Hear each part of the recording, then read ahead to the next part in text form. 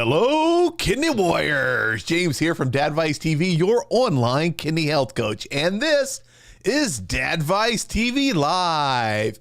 Now, for all of you that are new, welcome. It's great to have you here. Go ahead and introduce yourself down in the comments.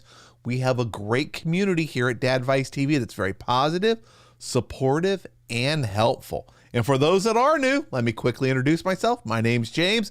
A little over 2 years ago, I was diagnosed with stage 5 kidney failure, and I spent a week in the ICU. And that was a complete shock. I had no clue I had any kidney issues. They told me, James, you probably need to go on dialysis. Well, I have not gone on dialysis. I have not got a transplant. What I have done is I worked on my overall health. I worked with my entire healthcare team to better understood how important things were that I ate. I worked with renal dietitians to help me find foods that were good to eat and to learn that quantity and portion control is probably one of the most key things about your diet when it comes to living great with kidney disease. Now, I have exercise. I got my blood pressure under control. I keep an eye on my blood sugar, and I have improved my overall health. And included in that is my kidney health. My labs look great, but more importantly, I do not have a single symptom. And I'm now stage 3, according to those labs. But I am just happy living life and not letting my kidney disease hold me back. Now, tonight is part 2 of a topic that we started last week about vitamins. When it comes to kidney disease, there's a lot of confusion about vitamins. Which ones to take? Where can I get them naturally in food? Because it's always better to eat your nutrients than to go take a pill. I look at the pill as something to help you if you're not getting it in your food. Now, our co-host tonight is Renal Dietitian Jen Hernandez from Plant-Based Kidneys. Let's go ahead and welcome Jen. Hey, Jen. Hey, James. Hey, everybody. So good to be back. I hope you all are having a wonderful Tuesday night or whatever time it is where you're tuning in. I know a lot of people, they message me and say, oh, I fall asleep listening to you guys late at night, or I'm watching you while I'm on dialysis, like all across the world. And so it's really good to say hi to everybody. For us, like James said, we're live tonight. So it is Tuesday evening for us. Now, tell those that are new about yourself and how they can learn more about plant-powered kidneys. Yes, so my name is Jen, and I am a renal dietitian. I'm board certified in renal nutrition, and I'm a registered dietitian in the United States. So I went through my undergrad, my schooling. I spent a lot of time learning about nutrition and health. And as I became a dietitian, I became really interested, honestly scared about the renal diet because I did not get to learn a ton about it in school. And when I got to start working in dialysis and helping people on dialysis eat better for their kidney health, it got me so much more interested in taking on this challenge to really understand and be able to teach the renal diet. And from there, I expanded into working with the National Kidney Foundation, helping to do kidney screenings and early kidney education, nutrition education. And now I have Plant-Powered Kidneys, which is my virtual private practice where I help people one-on-one and with the Plant-Powered Kidneys 6-week course to teach you all about the fundamentals of renal nutrition and what's important in keeping your kidneys healthy. So if you haven't been to my website, you can check out plantpoweredkidneys.com. That is where I share weekly articles to touch on subjects that people have tons of questions about when it comes to their own kidney health. We also have a free but private Facebook group. So you need to answer all the questions to be permitted into the Plant-Powered Kidneys Facebook group. But once you're in, you will be part of a huge group, thousands of kidney warriors that are wanting to make the most with a plant-based diet, eating according to their labs, according to their own health, and being supportive of one another. So if you're not part of that Facebook group, I really hope you join because it is just been such a great thing to watch grow and seeing all the results of everybody. James, I mean, you're in the group, so you know exactly what I'm talking about. Oh, I see so many great comments where people are like, I just got my labs. I feel great. Things are improving. They're learning how to not be afraid of what to eat, sharing recipes and different ways to change up recipes, to add variety. So great and so helpful. As a matter of fact, it is the only Facebook group besides Dadvice TV that I am active in. So many of the other ones, it's challenging to find the positivity and all the support and help that you find in plant-powered kidneys. Mm-hmm. Yeah, we really do strive in keeping it to be a positive environment, and everyone's really supportive. And a lot of the members who have been there for quite a while are very protective of the group. I mean, I get messages quite frequently from our longtime members that'll just give me a heads up about something to keep an eye out on, or everyone's just so protective and supportive, and it's a really, really great group. So if you're interested, just know that we're going to hold you to the same expectations of being positive and supportive as well. Yep. Well, it's easy to do when you're surrounded by all that great stuff out there. Now, for tonight, we're going to continue our talk about vitamins. Last week, we talked about fat-soluble vitamins. And we even talked about, which ones, what foods to use to find them, how to cook with them, because that really mattered. We wanted to cook and consume them with a little bit of healthy fat, so that we can, make the best use out of them.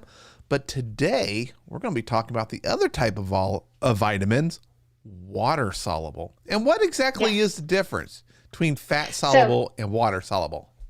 So the difference really comes down to how we absorb them into our bodies. And we will definitely tonight talk about the different cooking techniques and the ways that we will be able to make sure that we're getting those water soluble vitamins into our body, because we don't want to leave them in the bowl, on the plate, on the tray, and not being absorbed, because that is going to be so much more better for us to get them into our systems. So ultimately, it does come down to how they are broken down and absorbed into our bodies. The fat soluble require fats to be absorbed into the body. The water soluble, while it sounds like you would need extra water to absorb them into the body, it's actually more so the case that you don't want too much water to absorb into them. Water soluble vitamins will dissolve into the water. So if you think about, for example, potassium's not a vitamin, but if you think about, we talk about like boiling potatoes, double boiling potatoes to get rid of potassium, the water is pulling the potassium out. That is what happens with water soluble vitamins. So one of the things that we recommend is not to boil your vegetables, because it will take out those water soluble vitamins. A different opportunity might be like steaming them, or even parboiling, which is just a partial boil that does cook the whatever it is a little bit, but not to the full extent that removes all of the vitamins. And kind of, building on that, when I do cook vegetables or something that contain these water soluble vitamins, does cutting them give them more surface area to lose those vitamins, especially if they're being boiled? Yes, it cutting them into smaller pieces, doing any kind of fine dicing can impact the way that the vitamins can escape, especially when it comes down to the cooking process. So it basically just gives it another window, another area of opportunity for the vitamins to escape. So try to keep things more intact as much as possible when you want to preserve those nutrients, to keep them within whatever it is you're cooking, to keep those nutrients there. Awesome. And we'll talk more about cooking after we go over some of the popular water soluble vitamins. And the number ones that I think of, and I think most people out there with kidney disease think of, are the B vitamins. And there's a lot of them. And Ray even said, hey, B vitamins make his urine change color. Is that bad? Well, let me tell you, that is normal, because urine is water, waste product, and excess vitamins are taking a ride out. So you can definitely see a change when you get a lot of those B vitamins. I can tell when if my kids have eaten something with a lot of B vitamins, like a lot of asparagus or something, I can tell. They forget to flush, and I can tell. Yeah, it is something that because they are released through the urine, our bodies basically help balance out all of these B vitamins, all of these water soluble vitamins through our urine. Our urine can change in color based off of what it's trying to eliminate. I remember hearing a family member talk about having B supplements and noticing how like neon yellow Oh, their yeah. urine was getting, Mm-hmm. right? Yeah, when I take So, when I would take too much of a super B complex, it was like glow in the dark neon yellow. yeah, yeah. So my advice would be, because we can't really say for sure what's happening with anybody, especially a physiological change like that. My advice would be just to check in with your doctor. If you've had any recent supplement or medication changes, it's important to bring that up because your doctor should be aware of everything that you're taking, literally every Hmm. kind of supplement. Whatever thing you're taking, no matter how shy or nervous you are about sharing that information with your doctor, believe me, as a practitioner, we would much rather know than not know because if there's something that's making our head scratch and we don't know what is going on, it could just be that one thing that you forgot to mention. I had a client earlier, we were reviewing medications and they said, oh yeah, I started taking this. I'm like, okay, well, that's going to be something for us to track and pay attention Hmm. to. So it's good that you mention it and we can kind of move forward keeping that in mind. So it's really important to share that information with your doctor. And if you notice any changes like that, just pass it along to your practitioner. Let them know. They'll be the ones to help decide if it's relevant or not relevant, if it's something to follow up on, or if it's something to disregard. But they're going to be the ones who can really tell you more so what the plan is moving forward. Yeah. So let's jump into the B vitamins. And we'll just go through them kind of in order, starting with, and I'm going to use the numbers because I Okay. can pronounce those without any problems. So, and I'll let you say the technical name. Oh, thank you. I Sherry. guess I guess that's what I went to school for. I don't know. Yeah, exactly. So B1, what is Okay. it? Where can I find it? Why do I need it? All the good stuff. Yeah. So B1 is also known as thiamine. This is one of the vitamins that's really helpful in energy and energy production. It helps get the energy from our food, which comes in the form of calories. It gets it basically taken in and translated into energy that we our body needs, that our body uses every day. There's different types of thiamine, and it depends on the way that it's put into the supplement, and it can be destroyed by heat. So it's something that can be packaged in a different way. So you might see it listed as like thiamine mononitrate, which I know there's a big thing about. People say, oh, well, if I don't understand, if I don't know what it is, then it must be bad for me. I don't think that's always the case. We talk about better understanding ingredients and what's in there, but I think that there's very much a purpose in a lot of things that maybe just because we don't understand them doesn't mean they're bad for us. And in this case, that can be true. So it might just be the vitamin itself that is attached to something else to protect it and to let it get through into your system. This is really common with a lot of fortified foods. So keep that in mind when you're looking at ingredient lists. If you see something that you're not really familiar with, don't just write it off right away as something that's bad for you or not good. It might be part of that fortification that's involved in that creation of that item. So when it comes to thiamine, it's not really going to affect medication so much, but there is one thing to note that a long-term use of diuretics may increase your deficiency of thiamine, of B1. So if you're taking diuretics for a long period of time, which many people, especially with kidney issues, do need to take, it could be worth talking to your doctor about a deficiency possibility. And you can get a micronutrient deficiency test run to see if you're running low on these certain vitamins. B1, or thiamine being one of those. So that's something to consider if you're on a diuretic, but other medications we're not really worried about. So with thiamine, the sources are going to be primarily the fortified foods. So think of the grains, the bread products, those kinds of foods that are fortified, meaning they have all of these nutrients added into them. And that's where you do get a bit of a longer ingredient list, because you don't quite, though the food itself might not have everything it needs. And years and years and years ago, when we were worried about deficiencies in some cases, they would start to fortify foods to give us the vitamins we need. And that's what's carried through the years and has continued to carry on, is having these foods fortified. So rices and grains and breads, some pastas, many pastas actually are fortified. These are good sources of thiamine, plus other B vitamins as well. There are B vitamins in animal foods, and that's really commonly understood, and a lot of people do address this, but it really comes down to the fact that it's not just in animal foods, so it's not a requirement that you need to have animal foods to get certain B vitamins. So thiamine, basically the bottom line when it comes to the importance of thiamine for kidney disease, it has to do with the diuretics and that possible reduction for thiamine.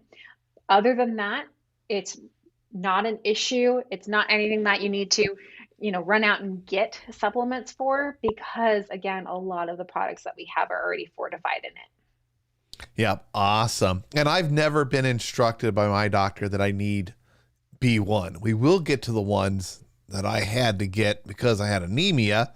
And those, I know all of you out there who have ever worried about anemia, you'll be very interested in those ones. All right, how about, and this is a very popular one, this one I recognize, vitamin B2. Okay, so vitamin B2 is riboflavin, and this is another one of those B vitamins that helps in utilizing energy from what we eat. Specifically, it also helps with breaking down fats. It also processes drugs, and it helps with our growth and our development. So riboflavin is something that is very common in the diet, and it's not a common deficiency either. So especially in the US, we have plenty of riboflavin in the diet, and the deficiency is really, really super rare. Some people, though, who have some kind of low thyroid hormone, and not parathyroid, because we've talked about that in previous chats before. That's a different thing. But low thyroid hormone may experience a lower B2 level. In some cases, people who are completely plant-based, like somebody who is vegan, might experience a lower riboflavin or B2 level. But the thing is that, again, it all comes down to the fortified foods. So what is it? Oh shoot, now I'm spacing out on the cereal name. I think it's Total. I think that's the one that's coming to mind. That is a really super fortified cereal that has a lot of these B vitamins in there. It basically is like a micro or a multivitamin cereal, it seems like, because you look down the list and it's like 100% of all these different vitamins, including this one. So you can find the adequate amount from those cereals. You can also find them in oats. You can find them in spinach as well. And then, of course, the animal sources are also going to be a place where you can find those B vitamins. So with riboflavin related to kidney disease, this kind of gets into the area where we start looking at it might be a place to supplement. But it's not always going to be the case, and it should never be assumed. It's always something you want to talk with your doctor first. One study did show that there was decreased riboflavin levels due to the malabsorption related to found in people with kidney disease. So it's important to see that there's a possibility of it, but it doesn't automatically mean that we can across the board say everybody should be having this. So there is also evidence that showed the amount of riboflavin in the body was also related to homocysteine levels, which if any of you are familiar with homocysteine, that has to do with inflammation in a sense. So high homocysteine levels have an increase or can be linked to an increase in heart disease. So that's something to be aware of. But again, it's not a matter of just jumping out to the supplement store and loading up and grabbing all these supplements, because as we see, there are plenty of foods that are fortified in these vitamins. And the number one thing to do is just start with food and then talk with your doctor to see if you need a supplement after that. Yes, I love that tip. Because when I first was diagnosed, I had so many different pills. Of course, I didn't realize I could get combo pills, and I didn't know. I just heard, okay, well, you're a little low on this, so I'm like, okay, I'm going to get a pill of that. Yeah. And then I learned most of those pills I didn't need because I could just adjust my diet and get the majority of that just by making some tweaks. Doesn't always work for everyone, but I was so happy that it worked so well for me. Yeah, I think that's exactly it, that everybody's different. And it really comes down to like certain pieces of the puzzle and what do you need to be paying attention to more, and how are you going to basically create your own completed puzzle, because it's going to be totally different from somebody else. Exactly. I got to do an animation that looks like that, because that's one of the things we're always trying to reinforce with people is that we all truly are different. It's based on our labs, our health, other healthcare challenges, where you live, how active you are. If you're working outside in a high heat environment, all of that impacts what your body needs. And when you work with your healthcare team, renal dietitian, your doctors, they can figure out the puzzle pieces for you to get you what you need. All right. Exactly. Let's jump to, now here's one that I had to look this one up because I was like, wait, I don't remember this one. B5. And I'm not going to pronounce its name. Okay, so B5 is otherwise known as pantothenic acid. There we go. Awesome. So this is something that helps us in breaking down fatty acids, which is a component of fat. It helps us also create our own cholesterol and store energy as well. So it's really, again, a big part of the energy process of our body. And again, that's going to be really the common thread that you find in a lot of these vitamins and why they're so important. Again, vitamins don't have calories in of themselves, but they help us utilize the calories that we do eat.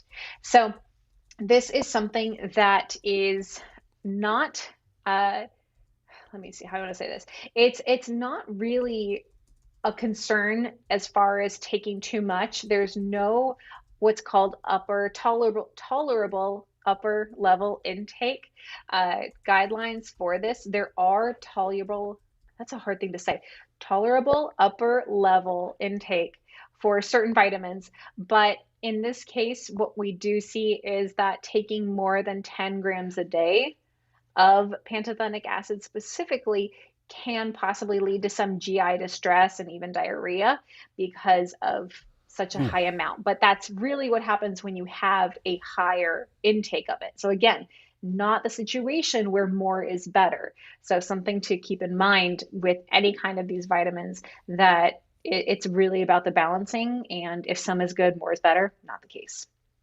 So one of the really great things about pantothenic acid is that you can find it in plenty of plant-based options. So some of the great sources of pantothenic acid include, of course, those fortified breakfast cereals, but you can also get them from shiitake mushrooms, from sunflower seeds, from avocado, and even chickpeas. So it's a great, it's something that is found in plant-based foods. And these are not uncommon plant-based foods either. So that's another great thing about it, is that you don't need to go searching specialty stores to find some of these food items. Just including them every now and then is going to be a way for you to help get your pantothenic acid.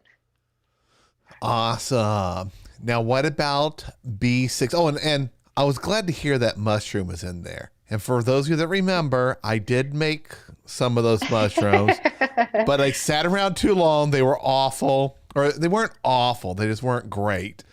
I'm looking forward to, once I get my vaccination, going out someplace and getting it made by a chef that knows how to make it to enjoy. It's on my list. Like, I gotta try those and get some good ones.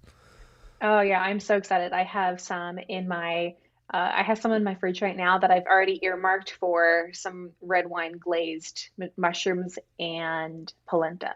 That's what I have planned. So Aha. yeah.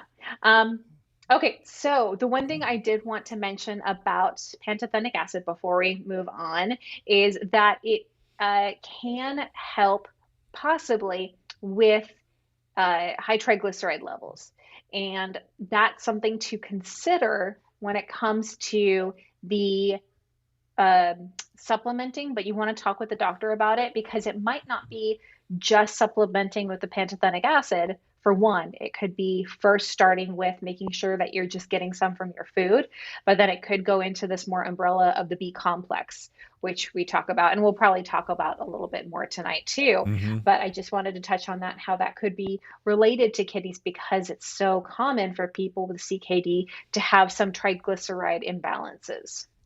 Yep, I remember. I know there's a test. I see it on my lab results when I log in for that. Luckily, mine are okay. All right, next, B6, as we get closer to the B vitamins that I dearly enjoy, the ones that helped me with anemia. Yes. So B6 is pyridoxine, and this is something that is really super busy in the body. It is involved in over 100 reactions. One of or some of that include breaking down proteins. So again, going back to helping us with using the energy that we're giving ourselves. It is also helpful in creating neurotransmitters. So that's really, really important in growth and development.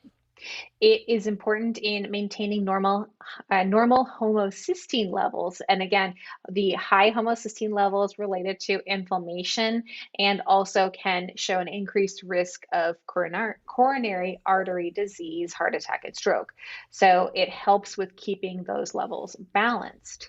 Now, there's no indications of having adverse effects when it comes to having too much B6 in our food, but there has been shown some not so great reactions when it comes to the supplements. So these supplements, including too much B6, can cause photosensitivity. It can cause nausea, heartburn, and even lesions. Ooh. So yeah, yeah, it doesn't sound very pretty. So again, that's why food first is a great thing to think about when we're talking about getting our vitamins in. Yeah, definitely. Now, this one, we also have to worry a little bit about drug interactions, correct?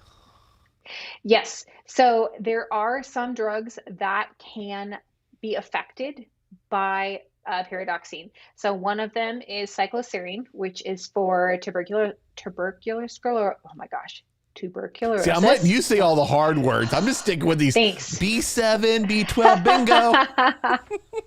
Okay, here I am on the struggle bus. Okay. Another one is the medications for seizures that can have an impact, and theophylline, which is for asthma and lung diseases. So there are certain interactions there. And again, that's why it's so important to discuss any of your supplements with your doctor so they can help at least review your current medications and make sure it's not going to negatively impact anything you're taking. Because what's the point of taking one pill if it means it's going to cancel out the purpose of another? Yep. And what foods can I find this in? Well, this is another one that has plenty of plant-based sources, which again, I'm really happy about. So chickpeas, it's another great source for pyridoxine. You can also find it in the fortified cereals. You can find it in probably all the stuff that people traditionally think of as being bad for kidneys or not on the renal diet or all that old school stuff. But you and I both know that that's not the case anymore. That Mm-hmm. foods like potatoes and bananas, those are also good sources of it. And if this is something that you can include and enjoy, you're going to get the benefits of all of these other vitamins. Besides the potassium, you're going to get all these other vitamins here that are also helping with your energy production and breaking everything down, moving everything along. So it's really a great thing to include. Another option is bulgur, which is a grain, or winter squash. So those are all fantastic options. Yeah, and for anyone who is new, your ears might have tingled when you heard avocado earlier. Banana, potato, thinking like, oh my goodness, I thought those were off limits. You got to just watch the portion. That's what it comes down to. We look at the nutrients that are in there. Bananas, they're higher on potassium, so you can't go eat, a whole bunch of them every single day, but you can work them into your renal diet, and you just kind of account for that bit of potassium. And your doctors are going to tell you need a minimum amount of everything. Got to make sure you get that salt, all those things. Got to get a minimum, and they're going to give you a maximum. You just kind of stay in between there, eat, and land somewhere in there for all those different nutrients. There's tons of free apps out there that'll help you track all that. I use a pay app. Is it Chronometer? Is that what it's called? Or Chronometer? I can't remember. I always say it wrong. But yeah. But there's lots of free apps out there that will help you guys track that. And a benefit of working with a renal dietitian like Jen is you're going to learn about all that and be like, holy cow, I love eating again. Yeah, it's so exciting to be able to reintroduce foods that people have missed out on for so long and to say, oh yeah, you can absolutely have that. I was just talking with somebody today about all the stuff that they were told not to eat. And I was like, oh honey, like get ready. Like you're going to do a 180. We're going the other way. Exactly.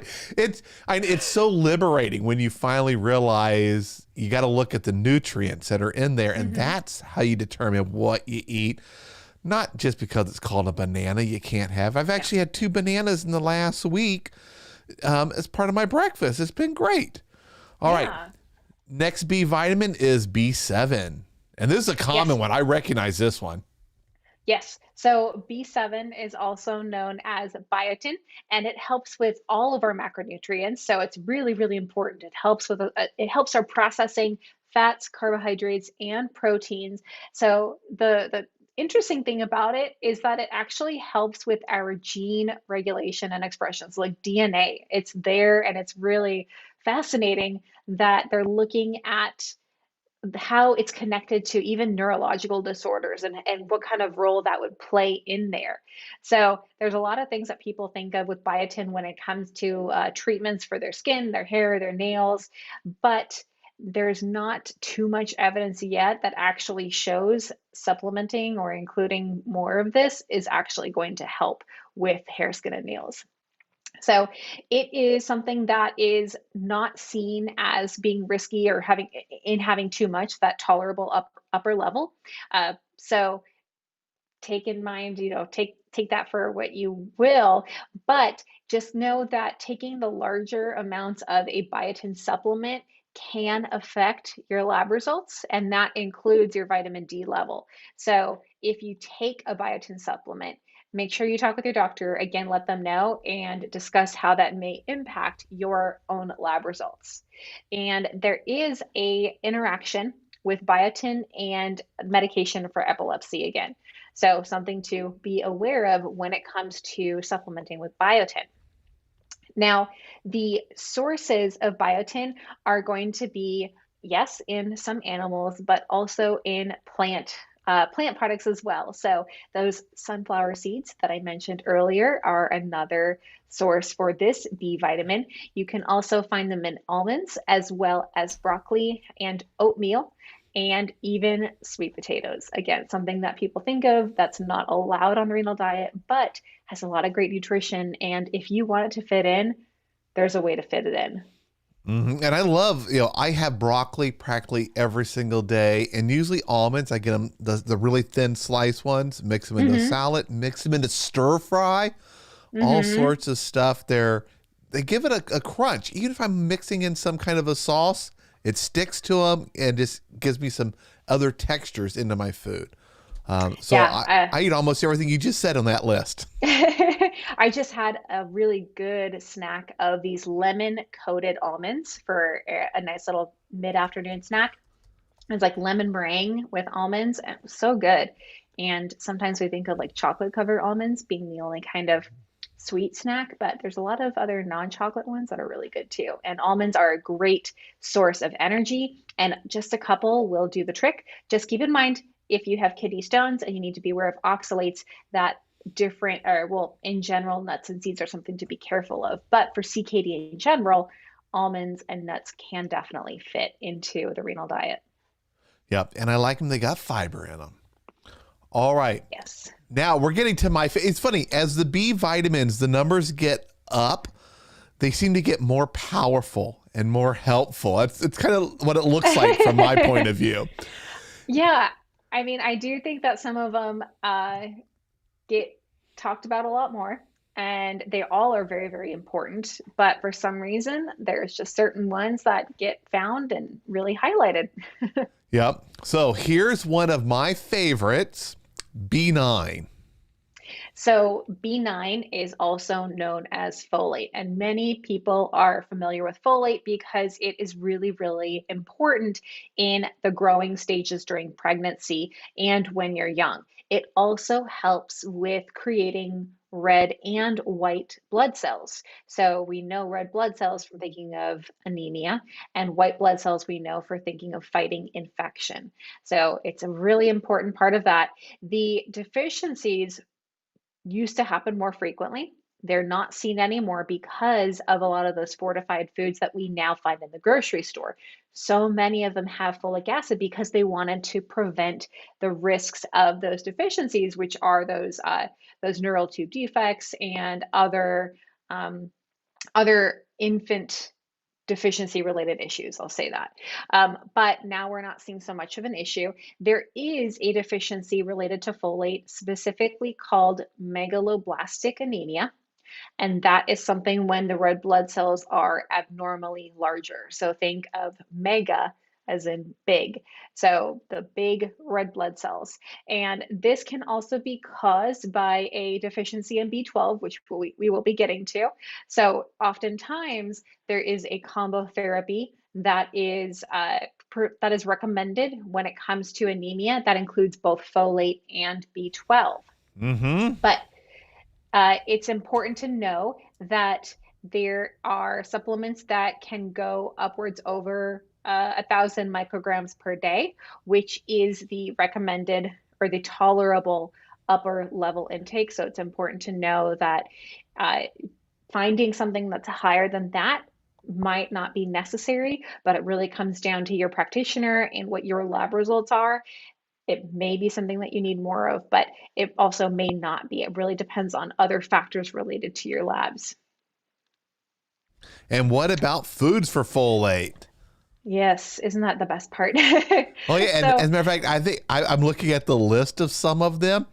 I just ate Brussels sprouts for lunch, and they're on there. oh, good. Yeah, so Brussels sprouts, even when they're boiled, still have a good source. So you can find them in Brussels sprouts, you can find them in spinach, you can find them in black-eyed peas, which we haven't brought up. You can find it in the fortified grains, as we mentioned, asparagus, broccoli, kidney beans, peanuts. This is something that is really prevalent in plant-based foods. And even just like think of the dark leafy greens and the legumes, that whole category, that is going to be a great source of folate for the diet coming from plant-based foods.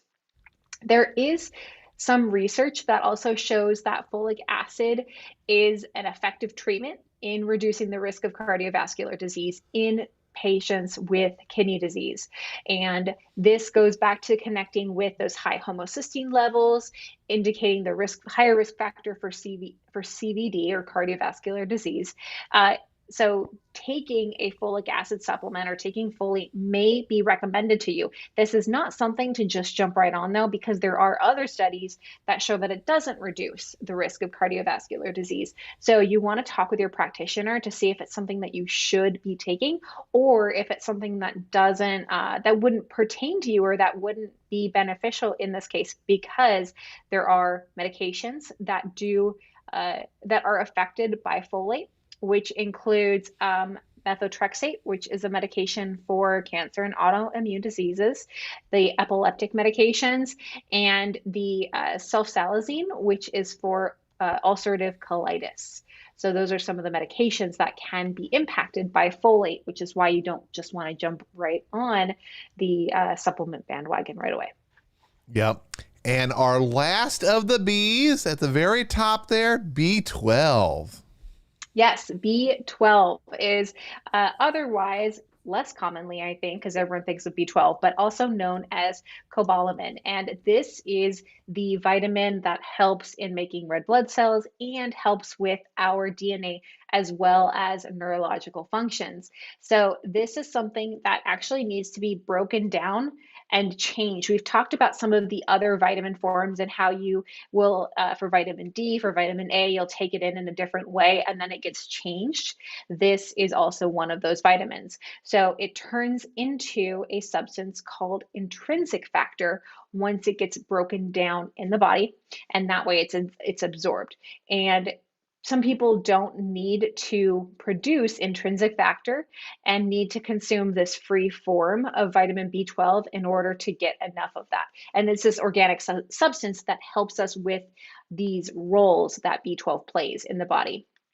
So it's important to know that there's no upper level established for B12, because the toxicity risk is very, very unheard of, especially with the prevalence of supplements and how you can find it in your food. But it's important to know that while it's so prevalent, and while so many people automatically think that they should be supplementing with vitamin B12, it does interact with medications, including metformin, which is one of the medications that people take for diabetes, for for blood sugar management. It also can affect medications that people take for peptic ulcer disease or reflux, proton pump inhibitors, PPIs. It's another common term for them, that B12 can interact with these medications. So while it's a very commonly supplemented supplement, it is also potentially interacting some of the more common medications that many people get put on. So it's really, really important to not start right away with supplementing B12 unless or until you get it cleared by your practitioner. So where can I find it? Yeah. Exactly. And I think I introduced you. I'm honored to say that I introduced you to one of the great sources of B12, which is nutritional yeast. Yes. Oh, I'm on my second bag. I bought a big bag of it. It lasted, it felt like forever. And I'm on a second one. Nutritional yeast. It's like the cheese wannabe. Yes. It fools your taste buds. It fools your eyes. It looks like shredded cheese. And I'm getting it added to my food.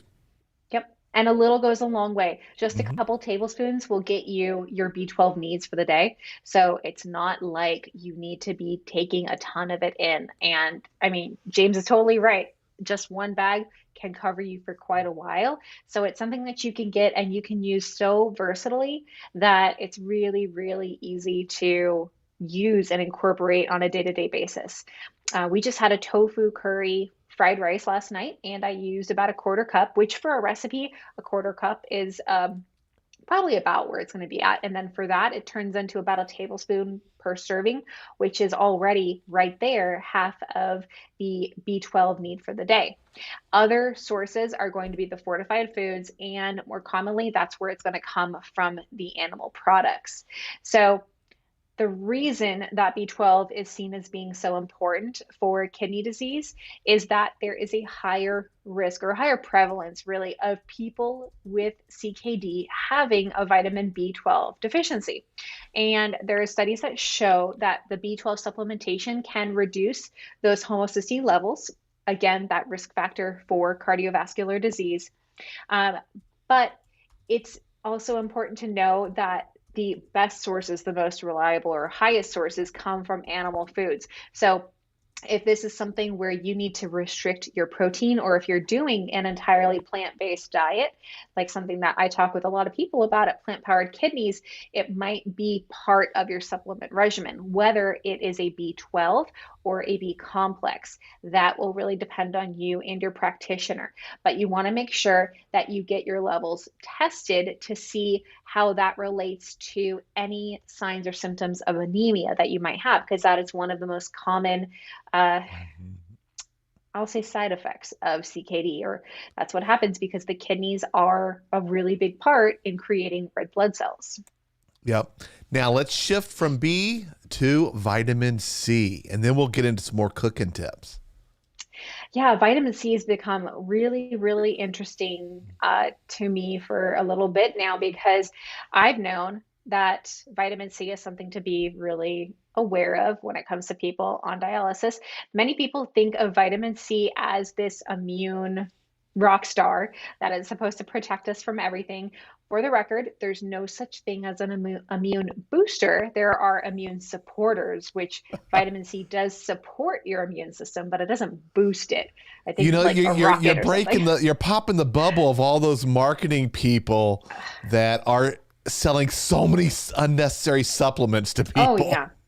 Yeah, absolutely. I think of what is it? Airborne. Airborne is one that's just huge in vitamin C.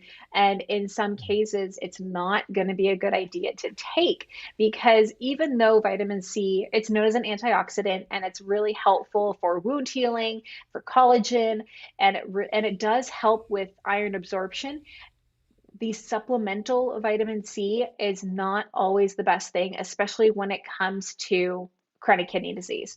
So, if you need to take a vitamin C supplement, it's really, really important that you discuss that with your practitioner first because there is a risk of developing, we've talked about this before, kidney stones because the vitamin C gets converted into oxalate, and that can increase the risk of kidney stone formation. So you'll see in many of the renal multivitamins that vitamin C is like little to not even included in a renal specific vitamin because it's not recommended to have a high supplement. Again, in some cases, a vitamin C supplement might be helpful in certain cases with anemia or even with wound healing, which can also occur with chronic kidney disease. But there's oh, and the other thing too is that vitamin C can be have an interaction with statins, and statins are a very, very common medication for people with kidney disease. So you want to be careful and be aware of how that might affect your medication. But vitamin C is readily, easily found in our plant sources. And I've already seen some comments coming in, like oranges, for example. Mm-hmm. But there's other ones as well that are even higher. In fact, a red bell pepper has more vitamin C than orange juice. So you don't need to worry about potassium. And in fact, there's a lot of great ideas of using red bell peppers as part of a sauce instead of tomatoes, and that will get you your vitamin C quite easily. Other fruits include kiwis and cantaloupe, as well as the vegetables like the cruciferous vegetables like broccoli and cauliflower. Those are also good sources of vitamin C. So it's something that you can find in plenty of plants, and it's not typically something that's supplemented unless your diet is really missing out on it. And that again goes back to a conversation with your dietitian and with your practitioner about if you should supplement. So keep in mind, vitamin C supplements can increase the risk of oxalates for kidney stones. So it's not going to be typically recommended, but some people do need vitamin C supplements for anemia. So it's something to pay attention to, but always talk with your practitioner first. Yep. Now let's get into some cooking tips to help us so that we don't end up diluting and washing away all those water soluble vitamins. Yes. So one of the tips that I had mentioned in the very beginning when we started talking about vitamins is to be careful with how much water you use. in fact, it's more so about the water coming in contact with the food item. So the more water that touches the food, the more opportunity it's going to have to leach or to pull out those water soluble vitamins, because the vitamin will basically dissolve into the water. So if you want to use a wet type cooking process like boiling, you can try steaming instead, and that will help further reduce the removal of water soluble vitamins from the nutrients, because there's not a lot touching it. But you could also instead do something like you could do a low simmer using a more shallow pan, putting a little bit of water there, laying your vegetables on there and covering it. You don't need to worry about a steam basket if you don't have one, totally fine. Just cover it so that it keeps the steam trapped inside and it cooks it faster. It doesn't let all that heat escape. Another tip that you could do is, like James mentioned, don't cook your food in tiny little pieces. Try to keep it in larger pieces if you're cooking it.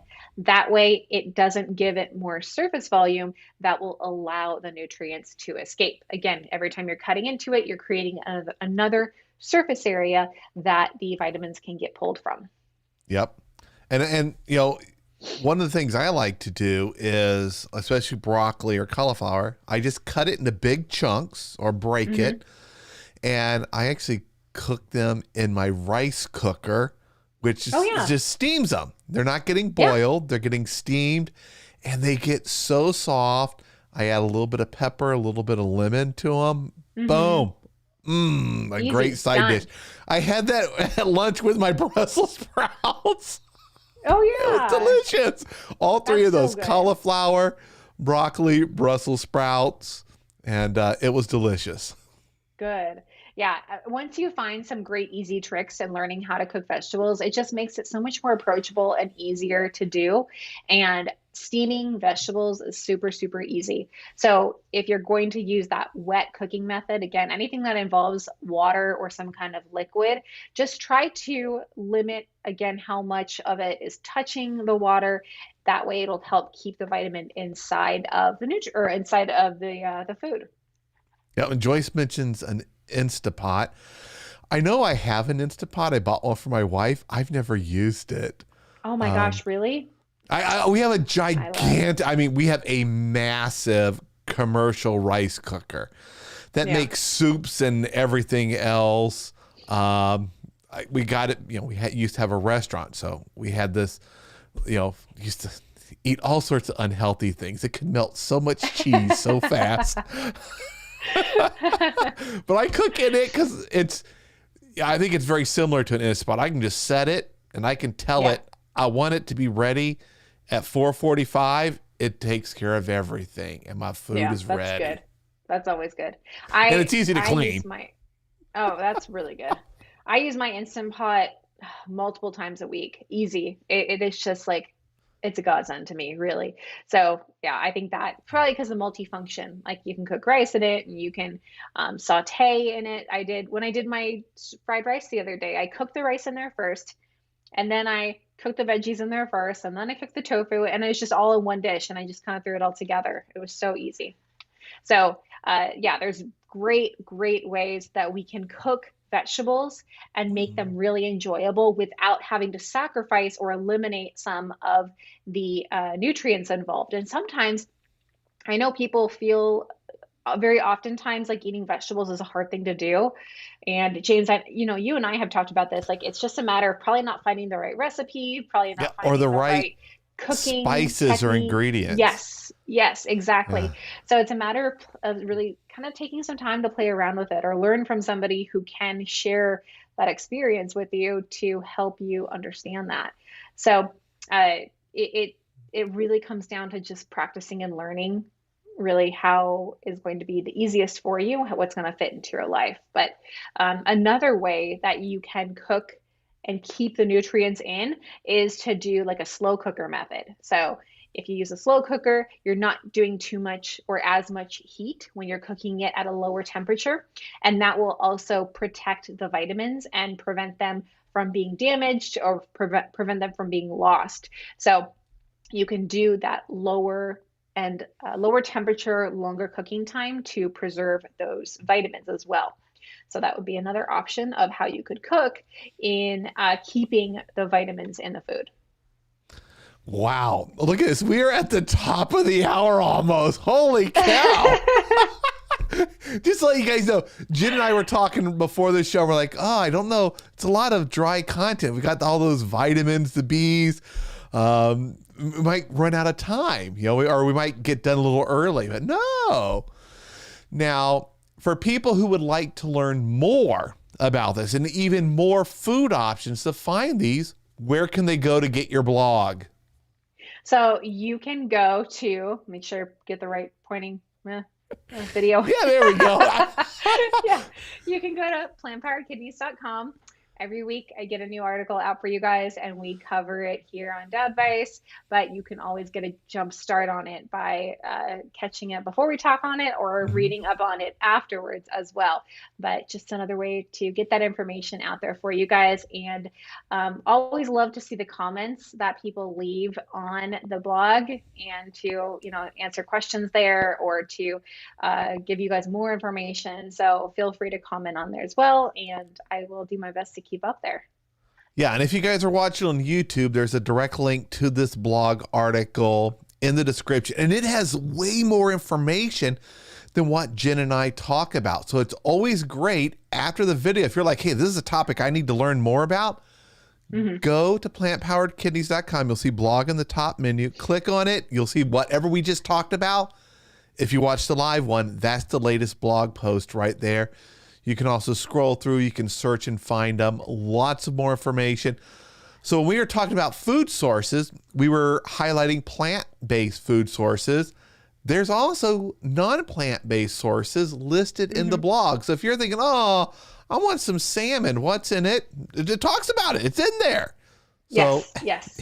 head over and check out we definitely did not cover everything in the blog tonight. That's there. So it's definitely a lot more content, a lot more information. So if you want to really dive into more about vitamins, I'm telling you, the blog from last week, the blog from this week, and we have part 3 next week that we'll be covering as well. So you guys are really getting a crash course on vitamin information about kidneys and related to kidneys. Yeah, and last week we covered the fat-soluble, which included the vitamin D, a huge one for kidney patients. So a few people were asking about vitamin D. Check out last week's video and last week's blog. So you go to the same link. It's kind of weird, guys. It's all backwards here when we point to things. Yeah, that's where I'm like, okay. If you go to plantpoweredkidneys.com and you find the blog, you'll see last week's talking all about vitamin D and how important it is for kidney patients. All right, we are now at the top of the hour. Jen and I will be back again next week, and I have another show this week with Lana. We're going to talk about social workers and why they are a superhero that can help you at all different stages with your challenges of living with a chronic illness like kidney disease. All right, everybody. Lana sent me this. She sent me this succulent. So Lana's the sweetest. Yeah. And she's in Hawaii too. That's awesome. I'm not going to hold it against her because I'm not there anymore, but she's enjoying that nice warm weather. Oh, it's always great to before the show for her and I to chat because it's like awesome there. She's like, oh yeah, I went to the beach earlier today, sitting in the sun. I'm like, it's snowing here. It's ice. Oh yeah, like I just shoveled snow for the first time in my life the other day, and now I'm missing Hawaii all over again. All right, everybody. Thank you so much for joining us. Thank you for being here again, Jen. I'll see everybody in the next video. Bye, everyone. Bye.